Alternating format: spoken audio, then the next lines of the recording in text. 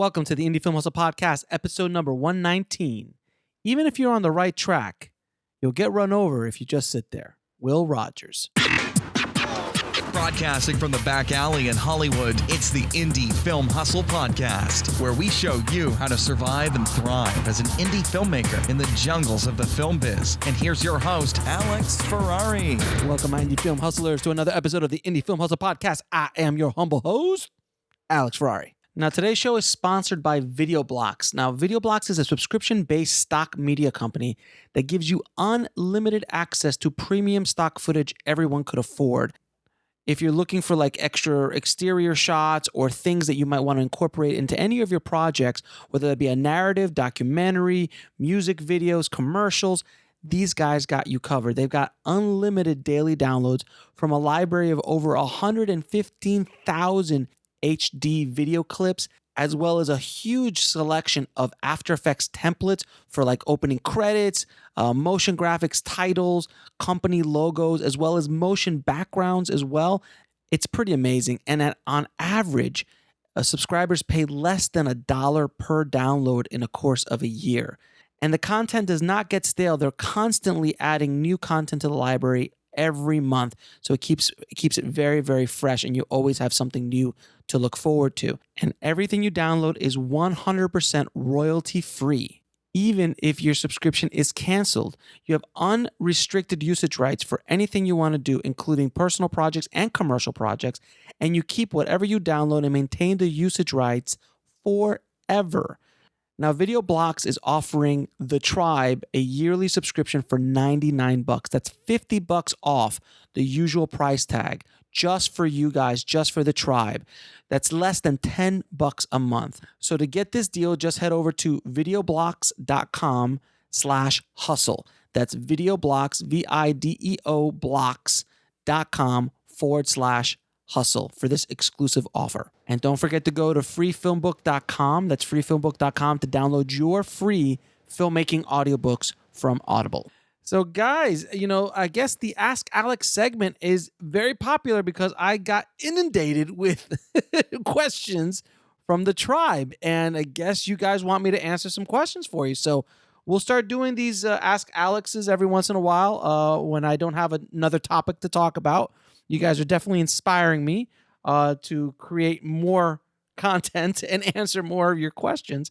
But I'm here to help, guys. So let's get into the first question. And these questions are from Jake in Australia. Now, I'm not going to do a horrible Crocodile Dundee impression here, so let's just move on. First question is, what happens if I'm shooting guerrilla style, which is the only way I like to shoot, and accidentally catch a sign in the background or someone's wearing a branded logo in the shot? This is a very common question. I get this asked a lot, and a lot of people are still confused about what the legalities of things are. This is my feeling on this, guys, and I've gone through this. I'm going through this right now with Meg. I'm very conscious, of shooting when we're shooting to make sure we kind of black out logos, or we like to call it Greeking out. When you Greek out a logo or a license plate or something like that you don't need to be in the shot, you could do it. If you could do it practically on set, great. I have VFX guys that are going to be able to clean things up for me. So if I know I can't do anything about it or something snuck in, I'll do it. It's a really kind of, you dance the subject because look, there was a guy who made a movie kind of like guerrilla style in Disney World, which was a completely depraved movie about Disney World, a guy losing his mind in Disney World. And he obviously did not have any rights to Mickey, to Donald, to all the copyright infringement running around there. They were on private property. It was a nightmare. But that movie got released. How they got it released, I really don't know. And I would not advise something like that. But with that said, general rule of thought, and again, this is not legal advice. Please search out an attorney and ask a proper attorney for legal advice. This is just my opinion from my experience. But when in doubt, don't show it. Don't put a poster up on the wall. Don't put, don't catch, if you catch a logo on the street, if you're outside on the street and you see a logo on the store or something like that, if it's a brand name, big store, God, it's a weird thing. I've seen movies that leave it in, no problems, and they pass E&O insurance, which that's the next question I'll get into. And then sometimes they need to get cleaned out. It's fairly inexpensive to get that stuff painted out, depending on the shot, obviously, painted out in visual effects. But when it all said and done, guys, always side on the shot on the side of being cautious, and do not shoot it if you can help it. So if you happen to catch a shot or something like that of a logo, if it's in the background and your movie's costing 10 grand, no one's gonna care. No one's gonna come after you for that. Now if you're pissing on a Mickey Mouse in your scene, or created a bong out of an old Donald Duck doll, not so much. But if it's something in the background, look, you got to look at a movie like Clerks. It was shot in a convenience store, with logos from movies all over the place. That got released. So you have to really go after. You've really got to talk to an attorney and be very specific about it. I talked to another friend of mine today actually about this, and she made a movie, and she had tons of logos all over the movie, and the distributor told her, as long as you're not doing anything specific with it, it's in the background, it's okay. I'm not from that school of thought. I always like to just make things as clean as possible. So right now we're actually going through the VFX process of cleaning up logos on shirts and in backgrounds, things that I knew were there that we just could not get rid of, some stuff that we didn't know that was there, and we're fixing it in post. But I have that capability. It's very affordable for me to do so. But I would just lean on the side of just don't do it. Okay. Second, what is E&O Insurance exactly? How does it work? And where are the best deals?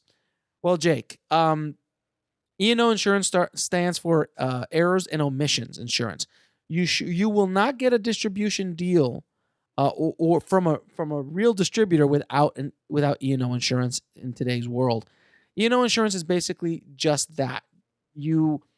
Let's say that you happen to piss on a Mickey in the middle of the movie. For whatever reason, you're pissing on Mickey. I love Mickey. I'm just using him as an example because he's a corporate logo that we all know, and it's copyright trademark. So you're pissing on Mickey in the scene, and nobody notices that you pissed on Mickey. They thought it was some sort of rag doll. Well, let's say you get that thing distributed, and let's say Warner Brothers picks it up, and Warner Brothers releases it theatrically around the world. And all of a sudden, someone from the Walt Disney Company says, "Hey, you are pissing all over Mickey. What the hell? We're suing." Well, because you didn't, let's say you did not have E&O Insurance, Warner Brothers would never get a movie without E&O Insurance. But I'm just using it as an example. If you release a movie without E&O Insurance and someone wants to sue you for something, whether that be a logo in the movie, whether that be you infringed on some sort of trademark, something along those lines, without E&O Insurance, you are screwed. That means they're going to take everything you've got as far as the company that you've opened up for the movie, and they're going to sue you. If you have E&O Insurance, E&O Insurance will take care of that. But E&O Insurance, to get E&O Insurance, you best believe that they will be going up the butt of your movie and making sure there is no issues. Because it's on their ass if something does happen. So they're going to make sure that everything is clean and kosher and we're good. So sometimes it does slip through E&O Insurance, but generally speaking, you don't have to worry about it if you get E&O Insurance, but you will need E&O Insurance. Where you can get the best deals. Here in the States, I've seen it go up to $10,000. I've seen them as cheap as $2,500 for an E&O policy for a feature film. So that's generally the range you're going to be going for. I've even heard some people like $1,600, but you're going to be in around $2,000 range, $2,000 to $4,000 range for E&O Insurance. Do not purchase that insurance until you have a deal, until you have a distribution deal. Do not do that unless you're going to be distributing it or making money with your movie, but do not spend that money until you have to get it. Next, the question is, what do you do if you want to use licensed music in your feature film? Now, this is one of the biggest mistakes a lot of filmmakers make in regards to music and not having the proper clearances and contracts and agreements in place for music. I know a lot of people like to put whatever type of music they want in the movie. They'll go to iTunes, download their favorite song, put it in the movie, and send it out to festivals. And maybe it'll go into festivals and no one will care. The realities of this is that if you use copyrighted music that is not yours and you do not have a release for it or an agreement for it, you are in trouble and they can sue you. In this lovely world of lawsuits left and right, they can sue you. So if you're going to use any sort of licensed music, you need to have an agreement in place first. Do not, and I repeat, do not just get festival rights, please. That's one of the biggest mistakes people do. A lot of filmmakers will just go, oh, I'm going to get this really big song and I'm just going to get festival rights for it. I'm just going to pay for festival rights. Well, guess what, guys? If you pay for festival rights, and let's say you use a Bruce Springsteen song or a Lady Gaga song, and for whatever reason, Gaga loved your movie and she's going to give you festival rights for the movie. Well, great. That's wonderful. And let's say now you get a distribution deal. Well, your rights only are for festivals. So now you want to go worldwide distribution. Well, guess what? That's going to cost an arm and a leg. It could cost $100,000, $200,000, $500,000, $1 million. It all depends on the kind of song you're using. So if you only have festival rights, that pretty much will kill your deal with the distributor. It's dead. Let's even go lower end. It's not something as big as Gaga, but let's say you pay $10,000 or $15,000 for festival rights, and someone you get a theatrical run, and the musician or the copyright owner of that song will say, well, if you want, worldwide rights, they just break the rights down to theatrical rights, VOD rights, DVD rights, international rights, all that. They'll just break it all down. So let's say, if you want worldwide rights for the movie, then you will have to spend $100,000. And that's not crazy number. I mean, it is crazy for an independent filmmaker, but that's the kind of numbers you will get with these bigger songs or licensed music. So you got to be very careful. So one big tip, if you're going to use licensed music, use it, but make sure you pay for rights all the way through before you ever get it to a festival. My idea is this, guys. My suggestion, is this. There are many, many, many composers out there who are very willing to work with independent filmmakers to get their music on feature films. Same thing goes for bands, singers. All of these people want to get their music out there. So there's a lot of times you will get really great music for free.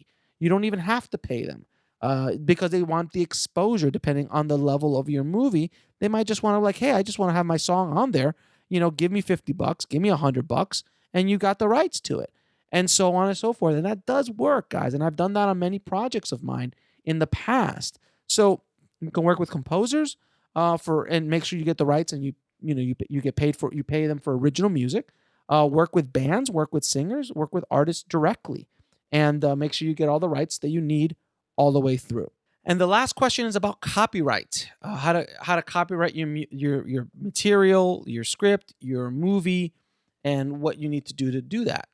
Well, first things first, guys, and I'm going to only talk about the States here in the U.S. because that's all I know, but you can use this equivalent in whichever country you are in. Generally speaking, once you have a movie done, you should have the movie copyrighted. First of all, if you have a script, you got to copyright the script. Now, I know a lot of people here say, oh, you got to send it to the WGA and get it registered at WGA. That doesn't mean anything. The WGA is very nice. It's very cute. It's very cool. You're throwing away $25 or $50 or whatever they charge nowadays. The only one that really matters is the one in Washington. So it's, I think, $35 to get yourself copyrighted. You could do it on the website. It's very, very simple. You get your stuff copyrighted right through there. You got your script copyrighted. Now you can use a company to have the copyright, or you could do it for yourself. But eventually you will have to go to an LLC that will be running your movie. I'll talk about the LLC in a second because I think a lot of you might not know what I'm talking about. But so you copyright your script, and then when the movie is done, you copyright the movie because that's the only way you can protect your movie. And if you don't do that, you leave yourself open to all sorts of things if you do not copyright your movie. Now, what are the chances of someone stealing your movie after the movie's been made? It's rare, but it does happen. I mean, a movie called It's a Wonderful Life with Jimmy Stewart, which is a Christmas classic, was out of copyright. They forgot the copyright, and it fell into public domain. and everybody and their mother could just copy it and sell it however they want. Same thing would happen with Night of the Living Dead, George Romero's classic about zombies. No one copyrighted it. So right now, if I want to, I can get a copy of George Romero's Night of the Living Dead and release it myself and call it the Indie Film Hustle Indie Film Hustle presents Night of the Living Dead.